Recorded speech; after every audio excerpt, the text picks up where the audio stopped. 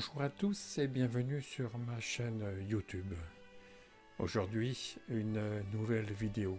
Une vidéo qui inaugure un format plus court, celui de la playlist Les Brèves du soir. Dans l'instant présent, la vie me pousse à partager avec vous sur le thème du renoncement. Pour moi, renoncer, c'est d'abord rompre avec soi-même. Cela veut dire renoncer à son image, renoncer à ses croyances, renoncer à ses attentes. Cela implique de renoncer à l'histoire que l'on a de soi-même, l'histoire du petit moi. Renoncer, c'est abandonner toute quête, y compris celle de l'éveil. C'est l'abandon de tout élan compensatoire du manque supposé.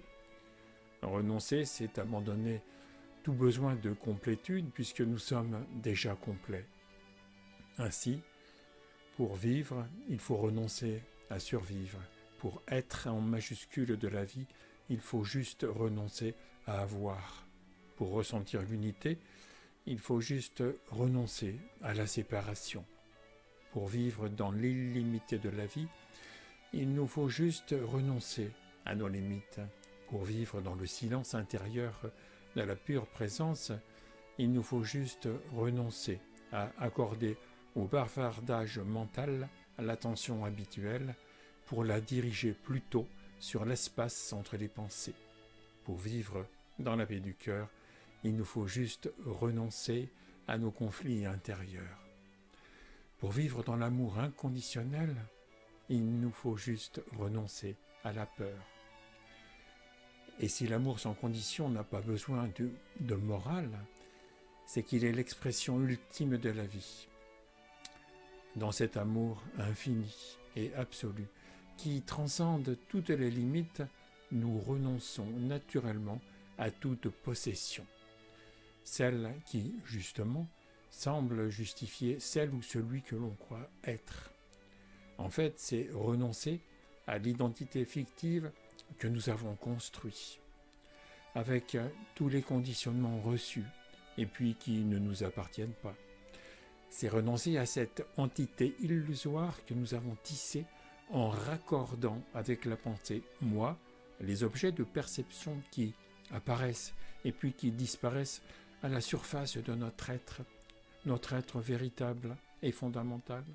Alors, ces objets de perception que nous avons voulu posséder ne sont qu'apparitions temporaires sur l'écran de la conscience inconditionnée et impersonnelle. Ainsi, les émotions, les sensations, les pensées, les actions, les expériences et toutes les perceptions ne sont qu'apparitions éphémères. Mais nous les avons amalgamées dans la mémoire d'un petit moi personnel qui n'existe pas, afin de se définir en termes d'identité, en termes de territoire. En effet, l'ego préfère se situer en terre inconnue plutôt qu'en terre inconnue.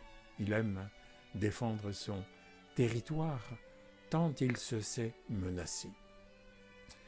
Pourtant, pour découvrir notre vraie nature, qui est depuis toujours l'amour sans condition, l'essence de l'être que nous sommes, il nous faut renoncer à la personnalité de survie.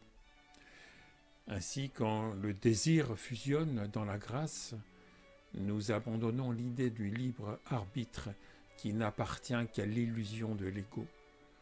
Nous abandonnons aussi la préhension de l'action dans le laisser-être que nous offrons à la vie. Nous renonçons aussi à la recherche du bien-être, parce que l'être est au-delà du bien-être et que ce dernier appartient au domaine de la personne se croyant séparée, celle de l'image du moi voulant se perfectionner. Alors même plus jolie, même plus confortable, l'image de soi ne reste qu'une image.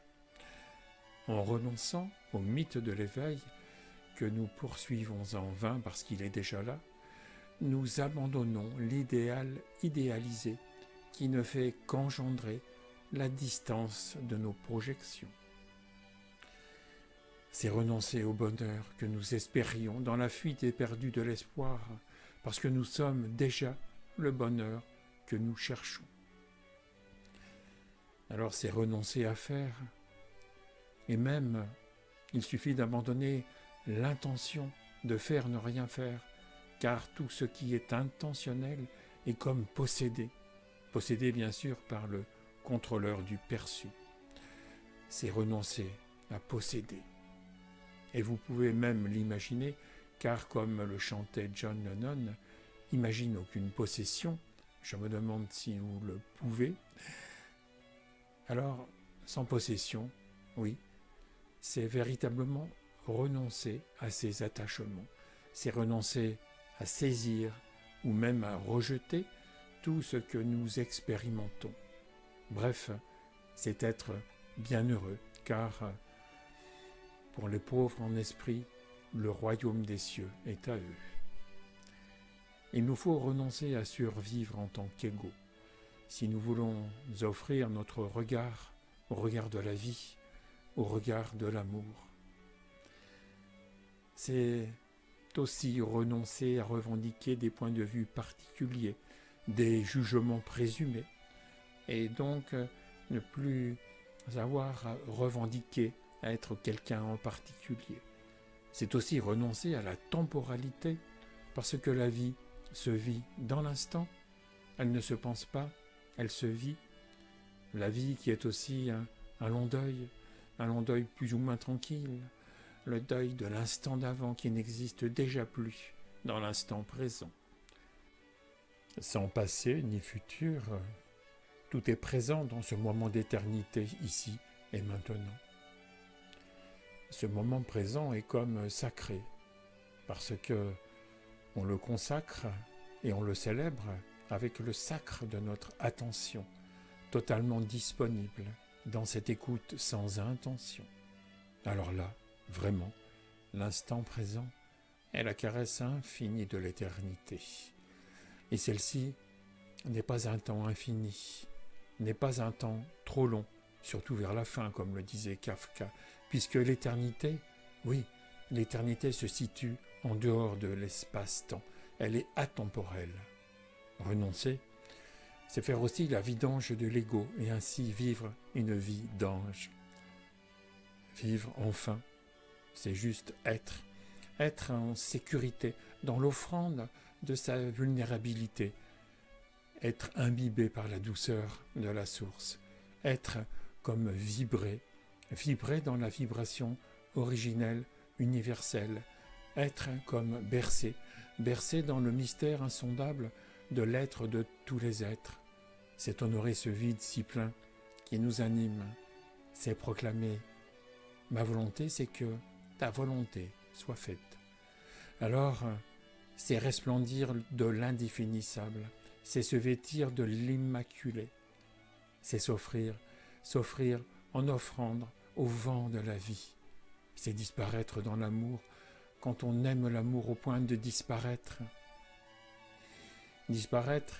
dans la tendre absorption silencieuse, celle du silence ouaté, ce silence qui nous imprègne et puis qui nous murmure l'amour de son pétillement transcendant.